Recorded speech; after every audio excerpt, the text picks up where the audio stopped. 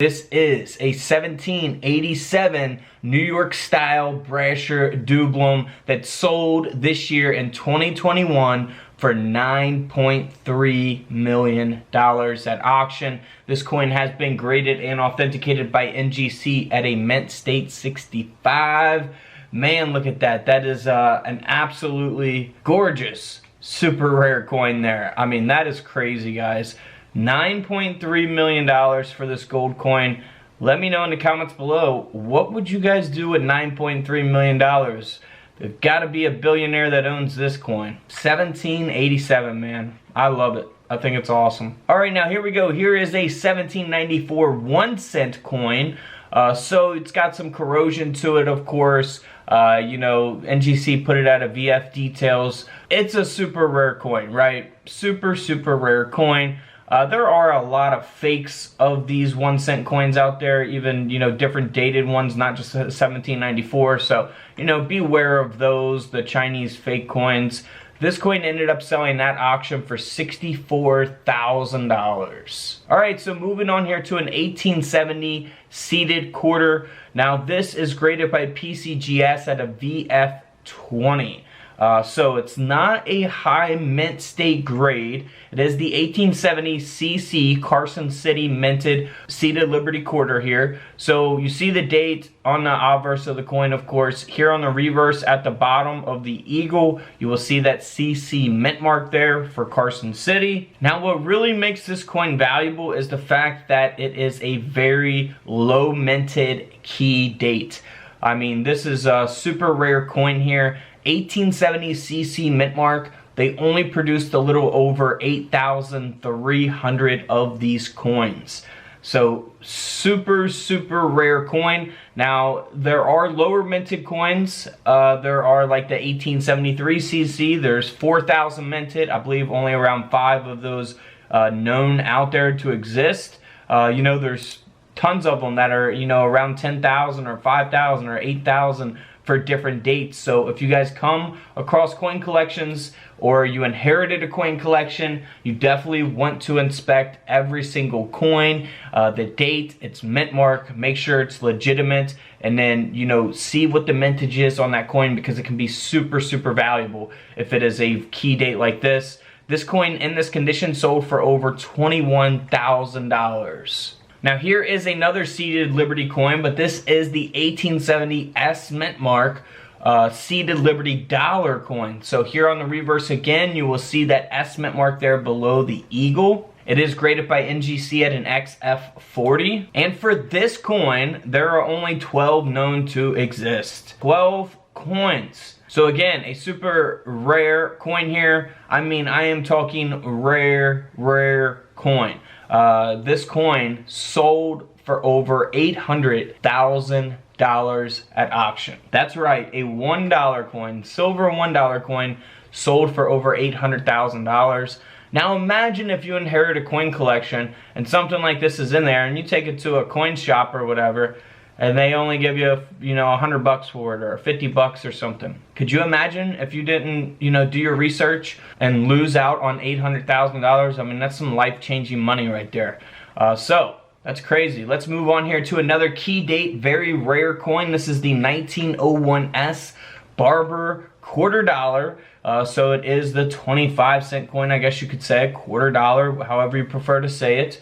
Again, we'll see that S mint mark there at the bottom on the reverse below the eagle there. It is graded as a genuine coin by PCGS. And for this coin, they only produced a little over 72,000 of these coins. So again, super rare, low minted coin. This quarter ended up selling at auction for nearly $11,000.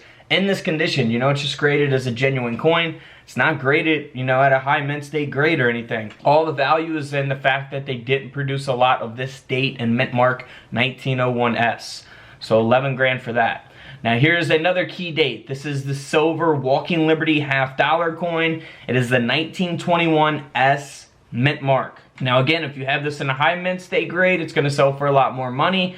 This coin is just graded as a genuine coin by PCGS. So it's probably been cleaned and things like that. So if we look here at the reverse, you'll see that S mint mark there as we zoom in on that mint mark there. But this coin didn't sell for hundreds of thousands of dollars. It sold for over $10,000 at auction. And the reason it sold for that is because the 1921 S mint mark, they only produced 548,000 of these coins. Actually, all the 1921 Walking Liberty half-dollar coins are valuable because the no mint mark, the D mint mark, and the S mint mark, all for the year 1921, were very, very low minted coins, and they are the key date coins to look for. There are a couple other coins as well. We'll discuss that in our Walking Liberty half-dollar coin videos. But this coin, like I said, sold for over $10,000, just graded at a genuine coin. Now here is a 1927 D mint mark. Again, this is a very rare and low minted coin, graded by PCGS at a mint state 65+. So to even have it in general is super rare. To have it in this condition is pretty much unbelievable. And you see that D mint mark there above the 1927. Very awesome coin. You know, I always really liked the eagle design on these coins. You know, I just really love the design of these. You know, I'd like to add something like this to my collection that is at a reasonable price, of course. This coin sold for over $2.1 million at auction. So, super rare coin there. Now here is a 1944 steel cent. Well, it's not supposed to be a steel cent. As you guys know, in 1943 they produced steel pennies, but in 1944 they returned to producing those pennies in copper. So this is a 1944 that was struck onto a steel planchet from the previous year of 1943. So struck on that 2.7 gram steel planchet. Obviously not in the best condition, it's just graded at a genuine coin. But this is why you go through your steel pennies and actually search underneath the microscope and make sure you got the right date. I mean, if you find a 1944 that is a steel cent, you are in for some money. Even in this condition, this coin sold for over $10,000. Now there are examples out there that have sold for a lot more that are in better condition. So if you guys come across coin collections, inherit coin collections, search through those steel cents as well. Now here is a 1965 Washington quarter. It is graded by PCGS at a mint state 62. If you've seen this in pocket change, you probably wouldn't think much of it unless you guys are like avid collectors and you can kind of see the difference between silver and clad coins, and you're like, whoa, that kind of throws you off, like you see a silver coin in your pocket change. But most people just really don't pay attention to it. But in this case, this is a 1965 quarter design that was struck onto a silver planchet from the previous year of 1964. So 1964, they stopped producing these quarters in silver and then went to clad in 65. So this is not supposed to be silver, and it was struck on a silver planchet. That's why the coin's valuable, and that's why the quarter sold for over $16,000 at auction. How do you tell if your quarter's silver? Look at the edges, weigh the coin, you can do the sound test. I have a whole silver coin video on talking about all that stuff, so feel free to check it out here on YouTube or Facebook. Now here is a 1969 S, the famous double die obverse Lincoln cent, graded by PCGS at an AU53. Now this is a little rougher looking example of this coin. You see it's all scratched up and it's been circulated, probably been through a million different hands and pocket change, and people just continued to pass it up until someone who was searching pennies was smart enough to find it and get it graded and sell it. This coin ended up selling at auction for $12,000, even in this condition. But there are examples of this coin in better condition that have sold for a lot more money. Now here is a 1974 S mint mark Lincoln cent that has a reverse brockage, and it is the reverse brockage of a 1973 Lincoln cent. So we see here on the front, as we zoom in there, you can kind of see that 4 there, the 1974 S mint mark. And then if we go to the other side of the coin, that mirror brockage, you'll see the obverse design mirrored, of course, and it has the 1973 date with the S mint mark. So that's a super rare coin. This penny ended up selling at auction for over $11,000, graded by NGC at a mint state 64 red brown. Now here is a 1977 Eisenhower dollar coin that was struck onto a 40% silver clad planchet. So, you know, this coin is not supposed to be silver. Let's put it that way. It's kind of like the quarter You know, the 40% silvers from the bicentennial year of 1976 is what this coin design was struck onto, basically, that planchet. And this coin is not supposed to be silver, and it's silver, basically. So that's where the value comes in at. Of course, you know, the condition always matters as well. You know, the better the condition, the more it's going to sell for.